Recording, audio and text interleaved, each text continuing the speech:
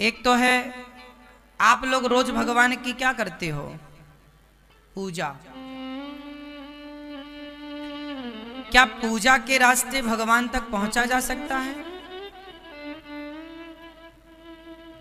हाँ या ना? भगवान तक पहुंचने का सबसे सरल और सटीक क्या मार्ग है?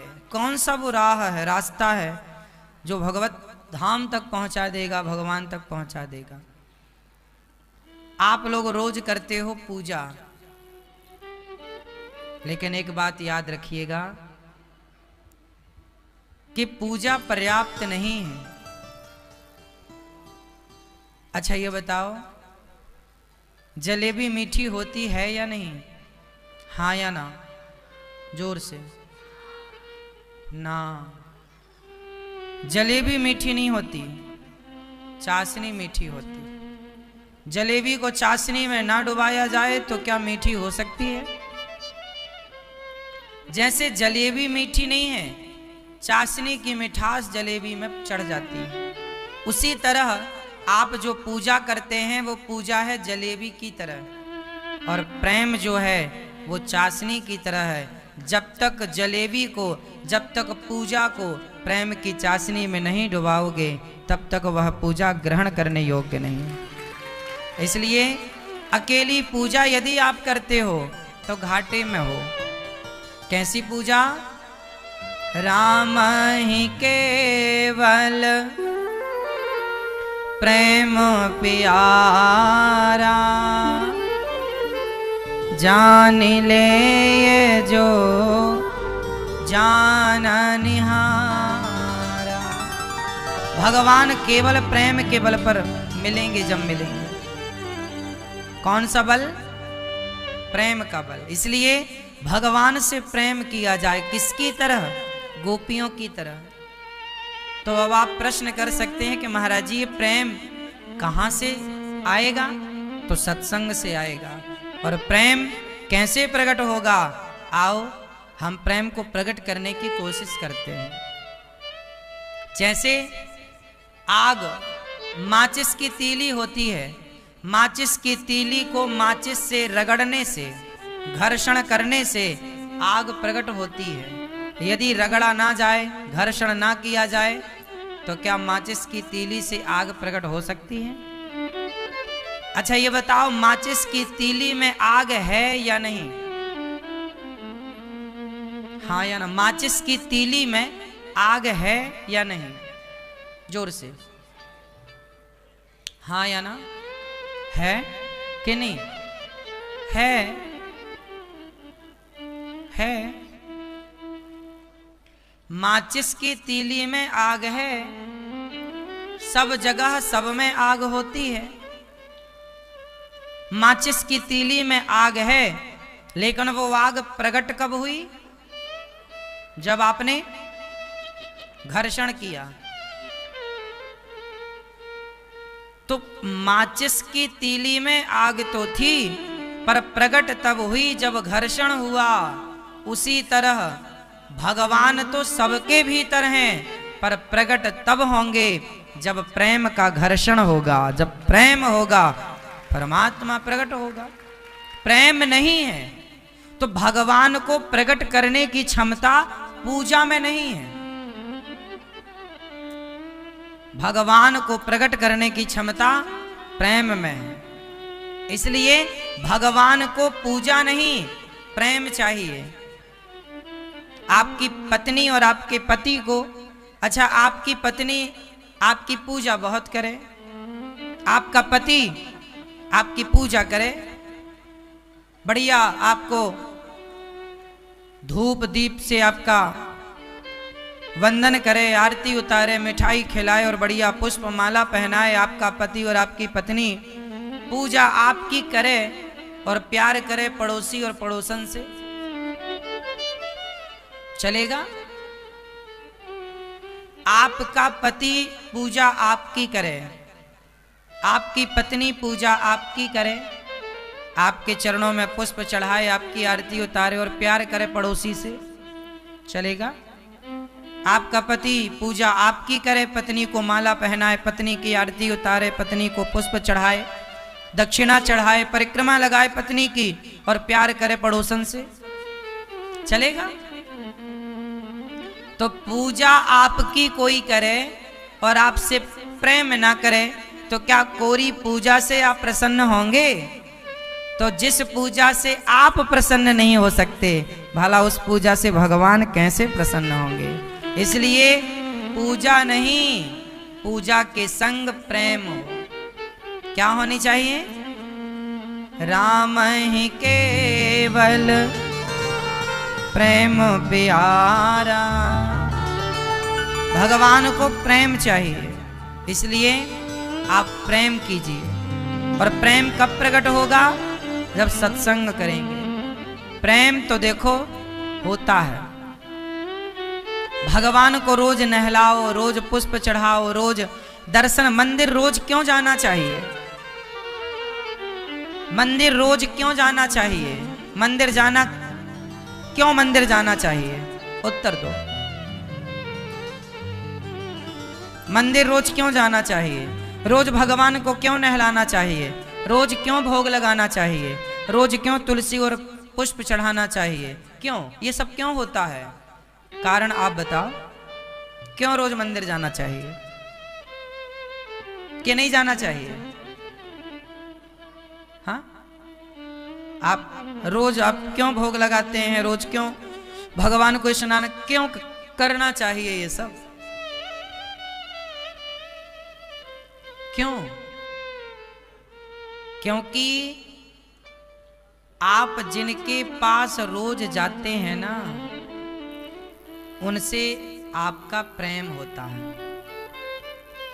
आप हमसे रोज मिलेंगे या हफ्ते में 1 दिन 2 दिन मिलेंगे, तो परस्पर जब हम आपसे मिलेंगे ना, तो मिलते मिलते क्या होता है? प्रेम प्रगाढ़ होता है।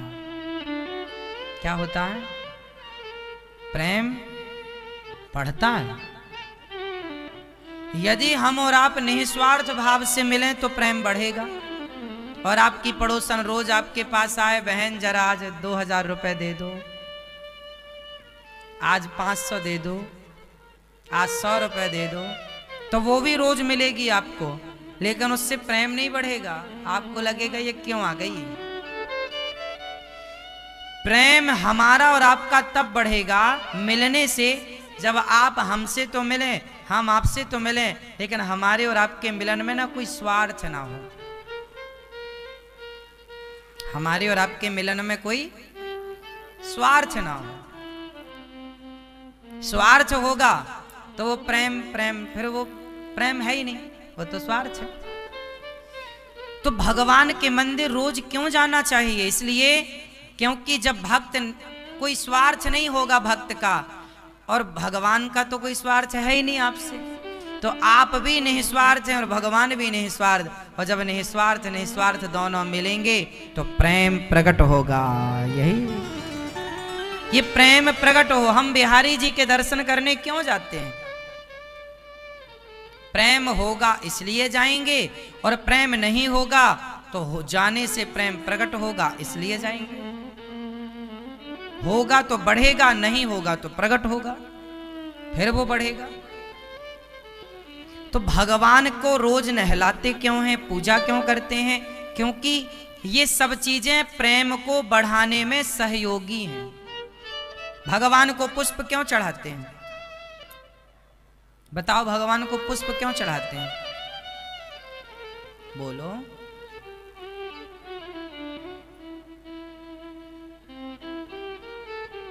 भगवान को पुष्प क्यों चढ़ाते हैं? उत्तर दो। मैया आप चढ़ाती हो ना, क्यों चढ़ाती हो? हाँ? आप लोग चढ़ाते हैं, लेकिन आपको पता ही नहीं कि पुष्प क्यों चढ़ाया जाता है। गुलाब का पुष्प, कमल का पुष्प, चमेली का पुष्प इत्यादि जो भी भगवान को चढ़ता है, खुशबू युक्त पुष्प ही भगवान को चढ़ता है। जिस पुष्प में खुशबू नहीं होती वो भगवान को नहीं चढ़ता। क्यों चढ़ता है पुष्प? क्योंकि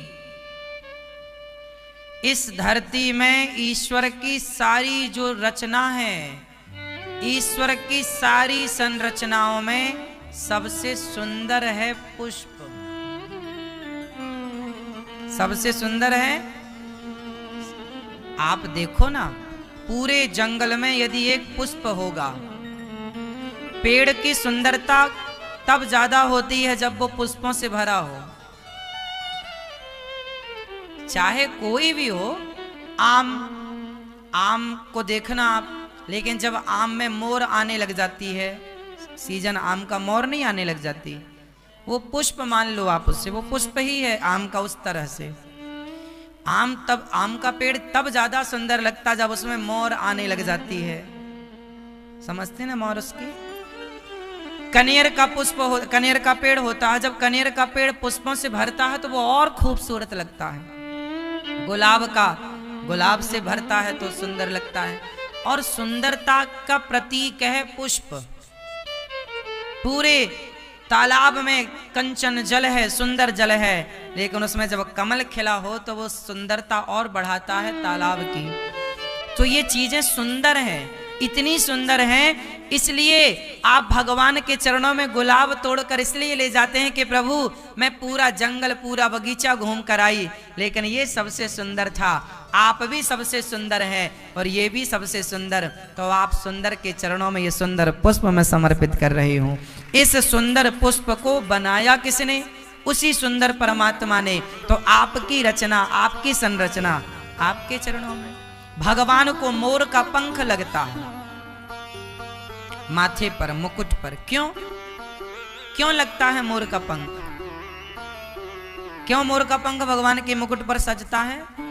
क्योंकि इस धरती में सबसे सुंदर यदि कोई पंख है, मोर पंख। मोर पंख से सुंदर कोई पंख हो तो आप नाम बताओ। तो जो सबसे सुंदर है, वो सुंदर जो है वो श्याम सुंदर के लिए है, इसलिए भगवान का नाम है सुंदर। भगवान का एक नाम क्या है? सुंदर, श्याम सुंदर। भगवान का नाम क्या है? सुंदर। भगवान सबसे सुंदर है। तो सुंदर भगवान को सुंदर चीजें दी जाती, इसलिए भगवान को भोग भी किसका लगता है? अच्छे अच्छे सुंदर सुंदर पकवानों का। आज भी पुराने मंदिर हैं, वहां ठाकुर जी को पकवानों का भोग, खीर बढ़िया, रबड़ी का भोग, सुंदर चीजों का। स्वाद में जो सबसे सुंदर हो, बगीचे में जो सबसे सुंदर हो। तुलसी क्यों चढ़ती है? क्योंकि तुलसी सबसे सुंदर है, सबसे छोटी है, सबसे सुंदर है। और सुंदर इसलिए कि हर जड़ी बूटी में सबसे अधिक गुणकारी तुलसी है। गुणों की कल बात करें तो तुलसी में जितने सुंदर गुण हैं, अन्य किसी पेड़ पौधों में इतने, किसी औषधि में इतने सुंदर गुण नहीं है, इसलिए सुंदर है। गुण के हिसाब से सुंदर है, तुलसी सुंदर है। और जब तुलसी पूरी हरे भरे पत्तों से भरी होती है तो तुलसी कितनी सुंदर लगती है। तो सुंदर चीजें भगवान को समर्पित की जाती हैं, इसलिए आप भगवान को।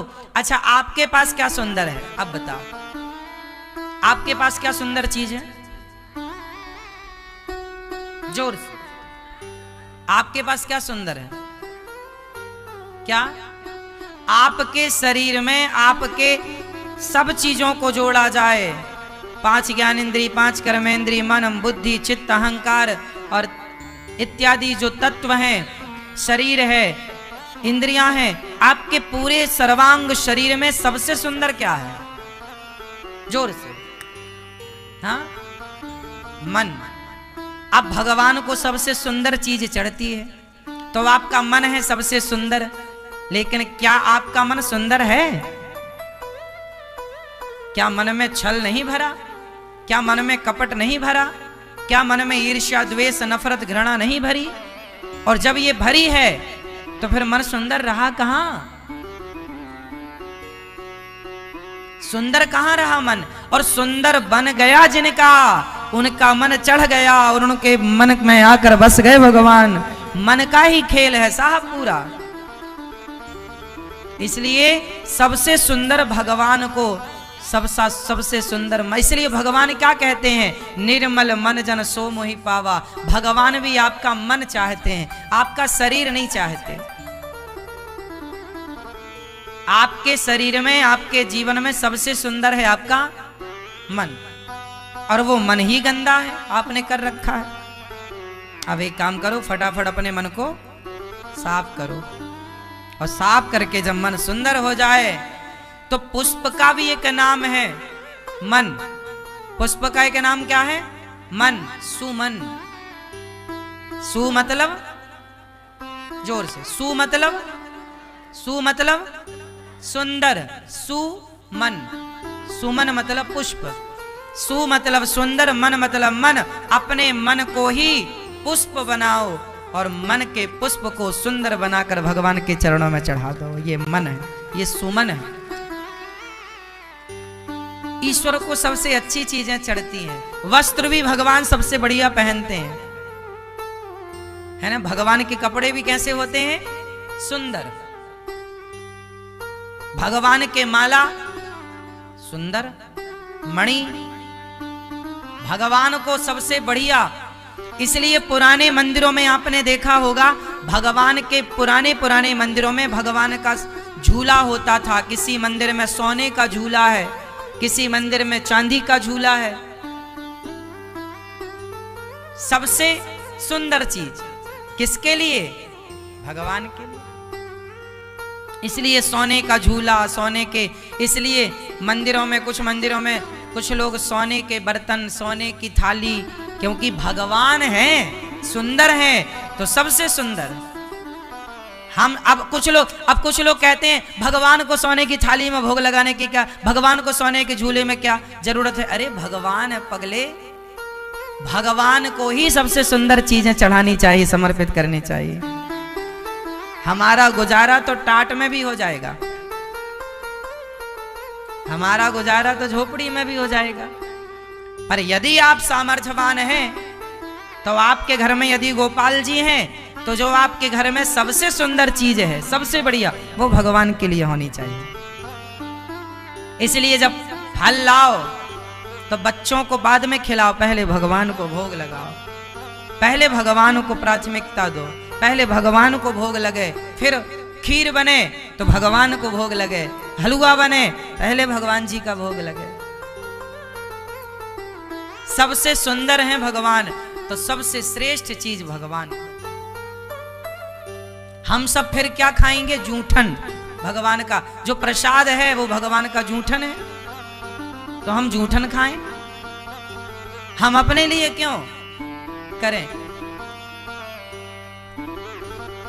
हमारी एक मैया जगन्नाथ जी में रहती हैं, उनके पास ऐसे जगन्नाथ जी हैं, ऐसे।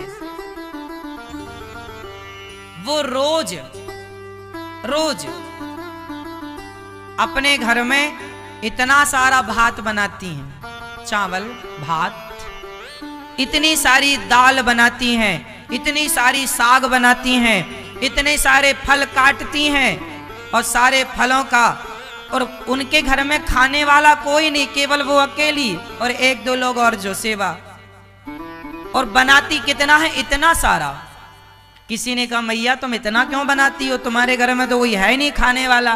बोले ना, मेरे जगन्नाथ जी को भूख ज्यादा लगती है ना, तो मैं जगन्नाथ जी के लिए ज्यादा बनाती हूँ, और बना के फिर रोज बांट देती हूँ। लो प्रसाद। मतलब वो अपने लिए नहीं, देखो जरा, मेरे जगन्नाथ जी ज्यादा खाते हैं तो मैं ज्यादा बनाऊंगी और फिर सबको बांटूंगी। और क्या क्या बनाती हैं, इतनी बूढ़ी हैं, आलस्य नहीं है। अब माताओं को ना भोजन बनाने में बहुत आलस्य होता है, ये अपने लिए भी मोटी मोटी रोटा बना लेती हैं। आखिरी में जो आटा बचता है ना, रोटा बना के खा लेती हैं।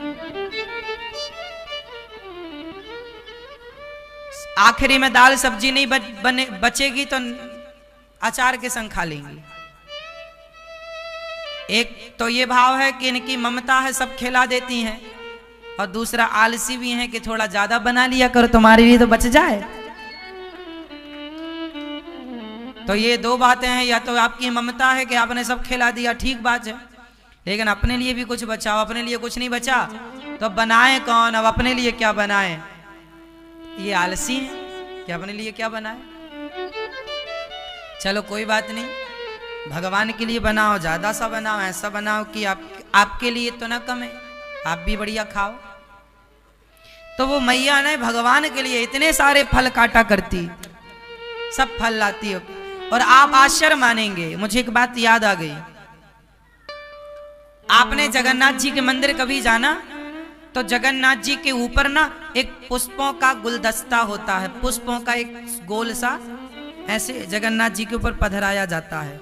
वो पुष्पों का जो गुलदस्ता है ना, वो पुष्प जो है वो मैया बनाती हैं, और आश्चर्य मानेंगे उसमें जो पुष्प लगते हैं वो पुष्प मैया के लिए चेन्नई से दक्षिण भारत से पुष्प आते हैं, क्योंकि वहां जो बढ़िया वाले पुष्प होते हैं वो बाय फ्लाइट आते हैं, फ्लाइट से फिर वहां आते हैं, और मैया पूरा खर्चा उठाती है सब चीजों का।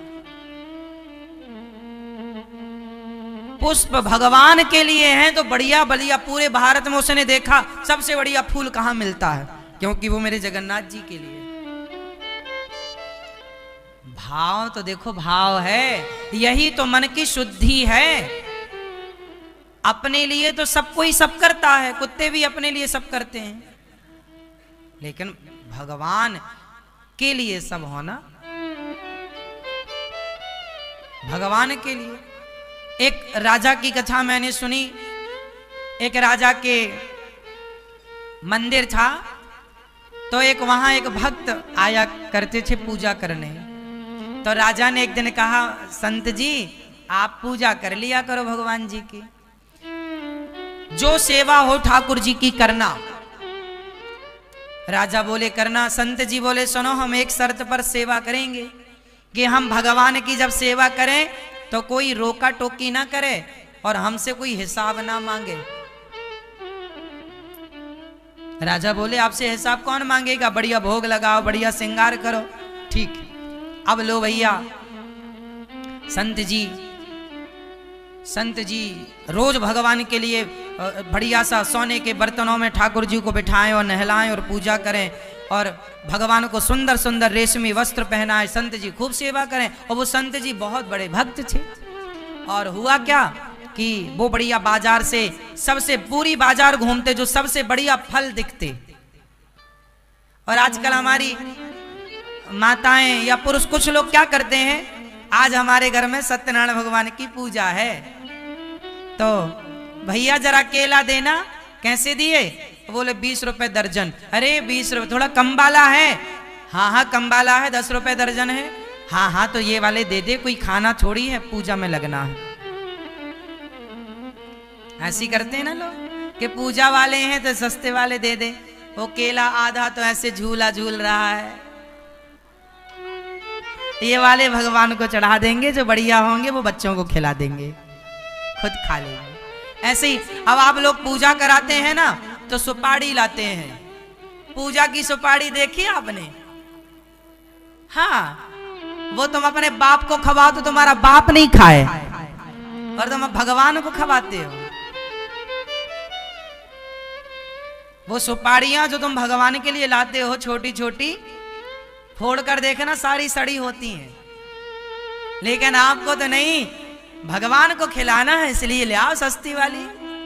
आप लोग अपने लिए सबसे महंगी चीज लाते हैं और भगवान के लिए सबसे सस्ती, जबकि जो भक्त होता है वो अपना गुजारा सस्ते में, पर भगवान ठाट बाट से रहने चाहिए।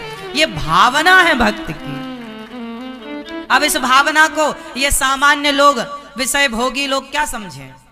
इस भावना तक वो पहुंच ही नहीं सकते।